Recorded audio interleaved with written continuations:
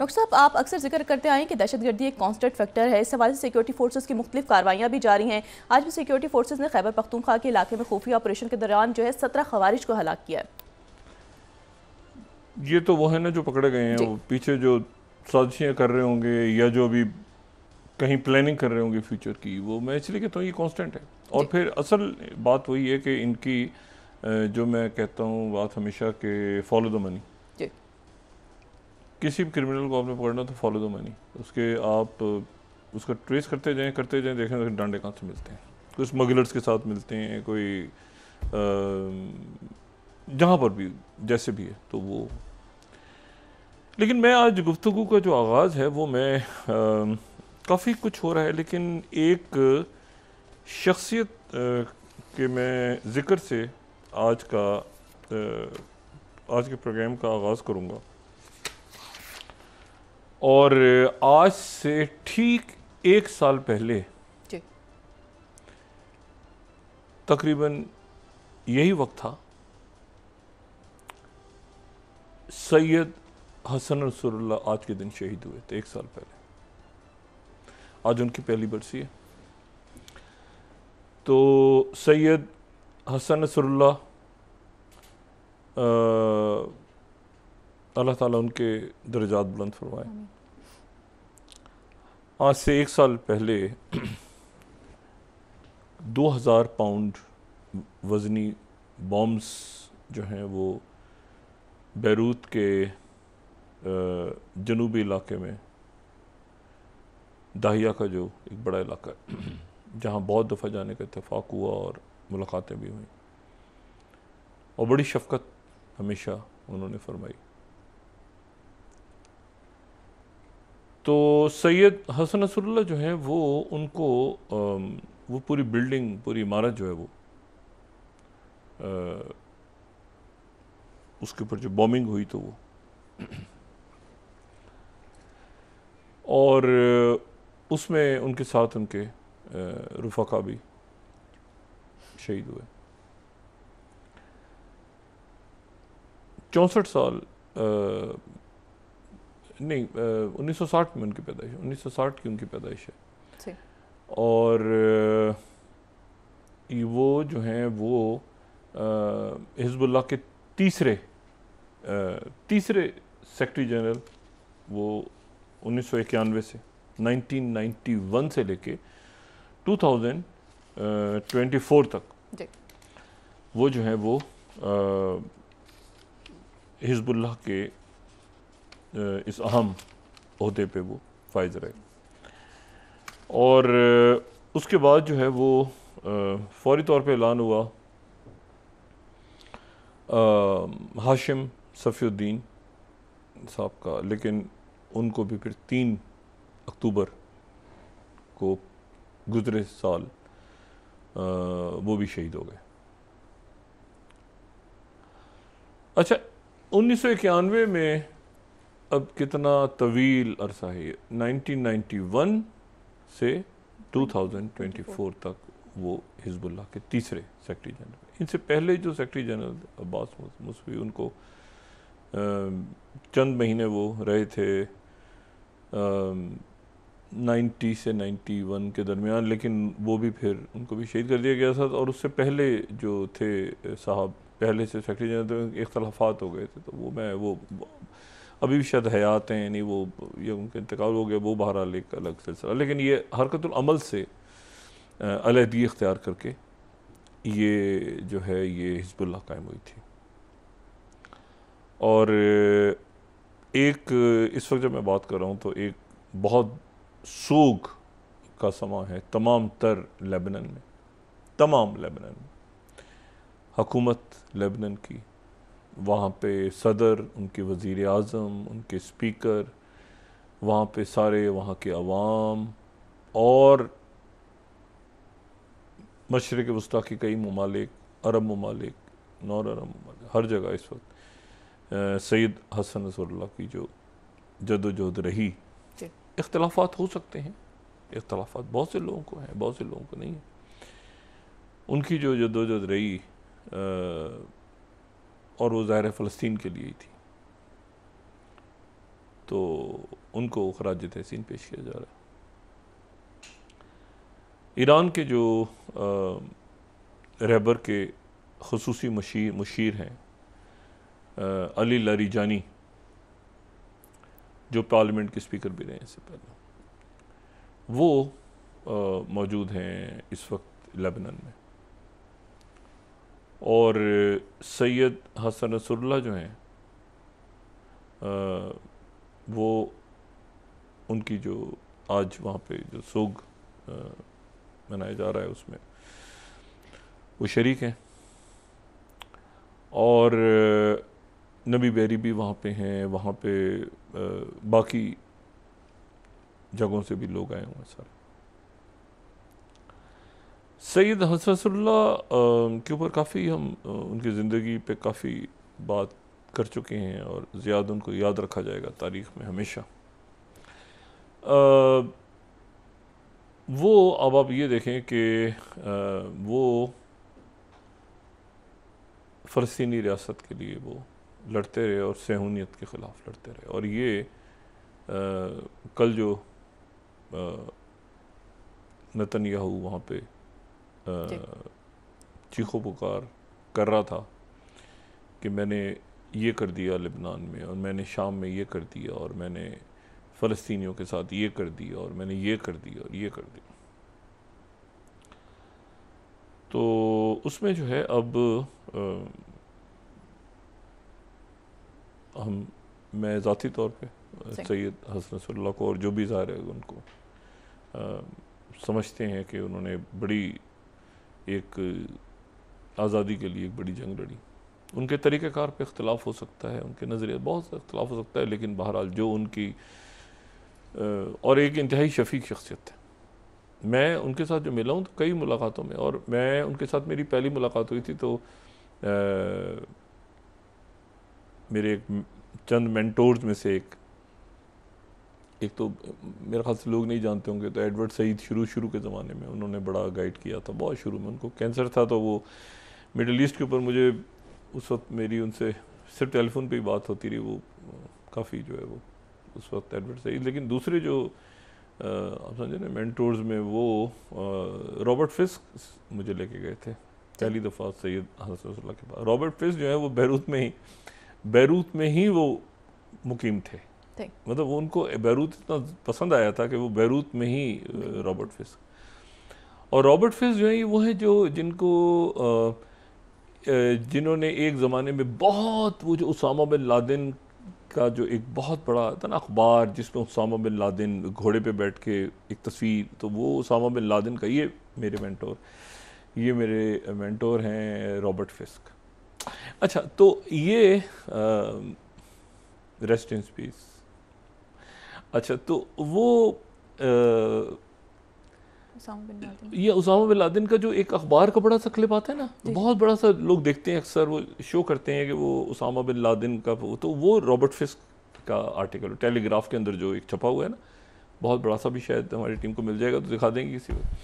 अच्छा, तो बहरहाल तो वो इतनी शफीक शख्सियत थे वो बड़े, और वो उनकी जो कम्युनिकेशन और बाद में सारा उनका जो तरीक़ाकार था और वो सारा, तो वो रॉबर्ट फिस्क अरबी बड़ी ज़बरदस्त बोलते थे, तो ये इनका दिल नहीं चाहता था वहाँ से जाने को। और ये खाना जंगियों के दौरान भी और हर जगह, तो ये हसन नसरुल्लाह के पास लगे और वहाँ पे उनसे पहली मुलाकात हुई। अच्छा, बहरहाल जो अली लारीजानी के हवाले से मैंने बात करनी है, वो मैंने ये करनी है कि ये रफ़ीक अलहरी के साथ बैठे हैं, ये हसन नसरुल्लाह की बाकी अली लारीजानी जो है वो उनकी जो अहम बात तो खराज तहसीन पेश के लिए, दूसरी जो बात उन्होंने की है, एक तो उन्होंने कहा कि हिज़्बुल्लाह किसी भी तरह से कमज़ोर नहीं हुई और मज़ीद एक ताकतवर कुव्वत बन के उभर रही है।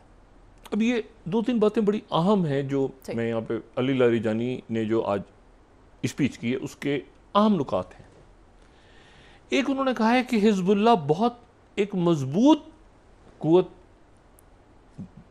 बन गई है और बन के उभरेगी, खराज तहसीन पेश की है उन्होंने रहबर की तरफ से। बाकी दूसरी अली लारीजानी ने जो स्पीच में अपनी बात की है, उन्होंने कहा है कि हिज़्बुल्लाह की तरफ से जो है वो बहुत बड़ा कदम उठाया गया है कि हिजबुल्लाह ने सऊदी अरेबिया के साथ एक मामला लेबनान और रीजन के अंदर जो सिक्योरिटी है फ्यूचर की, उसमें सऊदी अरेबिया के साथ अपने मुज़ाकरात शुरू किए हैं। खास तौर पे जिक्र हुआ हिजबुल्लाह ने सऊदी अरेबिया के साथ अपने, और जब वो स्पीच कर रहे थे तो वहाँ सऊदी अरेबिया के लिए नारे, सऊदी अरेबिया के फेवर में नारे बुलंद हो रहे थे। ये एक नया मशरिक़ वुस्ता या मुसलमान दुनिया है।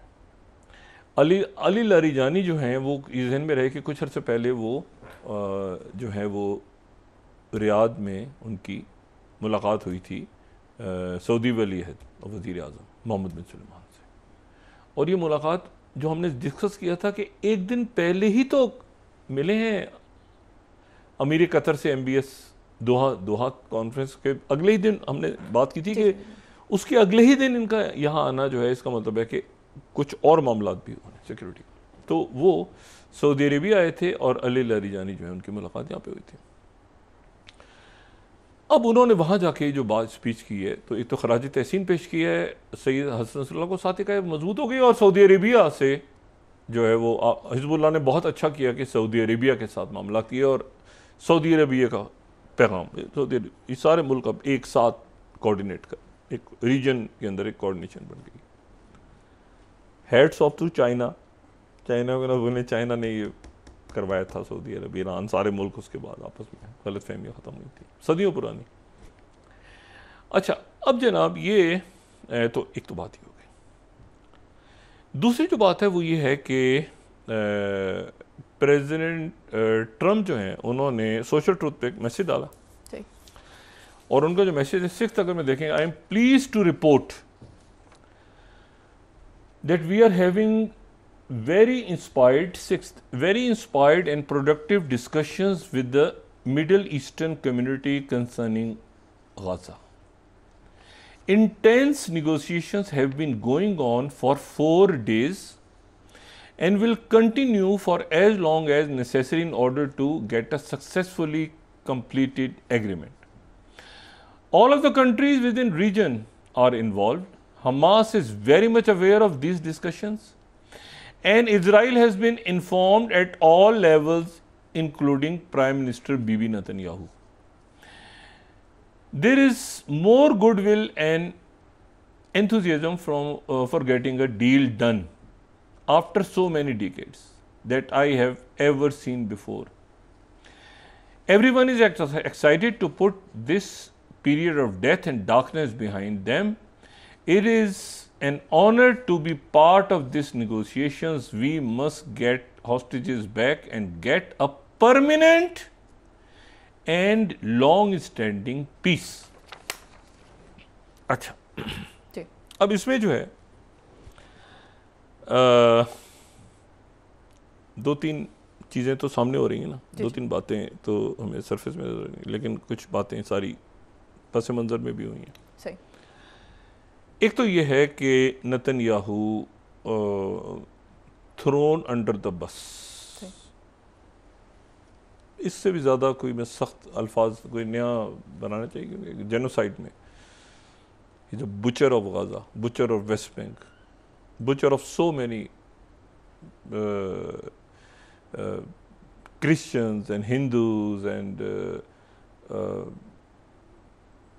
even Jews जो वहाँ पे आते रहे एड लेके।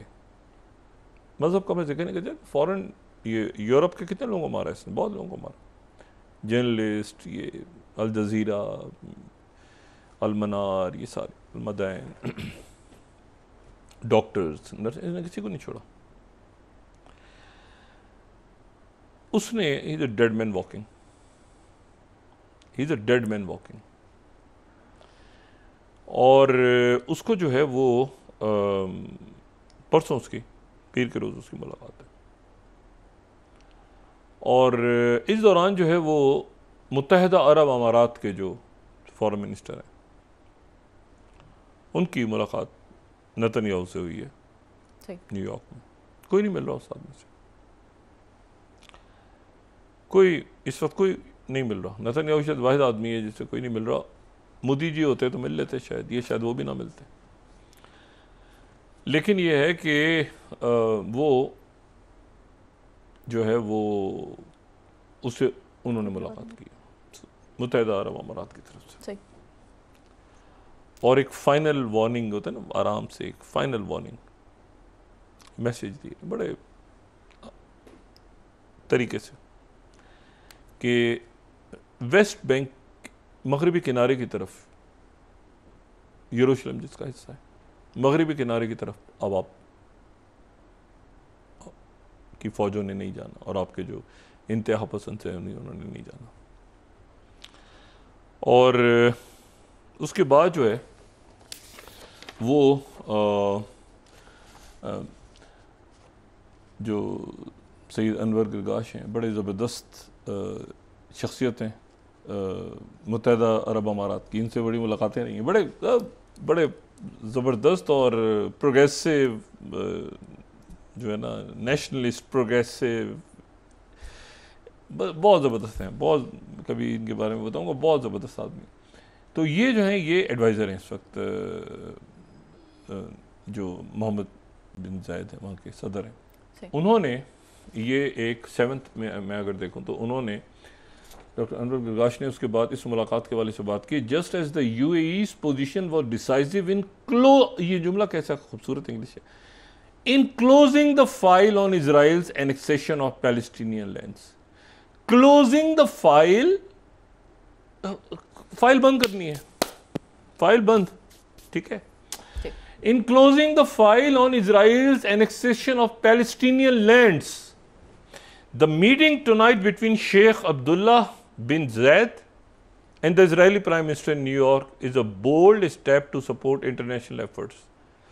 लेकिन आप ऊपर के तरफ दो जुमलों पे गौर करें, closing the file, ठीक है, decisive in closing the files on Israel's annexation of Palestinian lands. आज फाइल क्लोज कर, मैसेज किसने दिया है? यूएई ने, मैसेज यूएई ने दिया।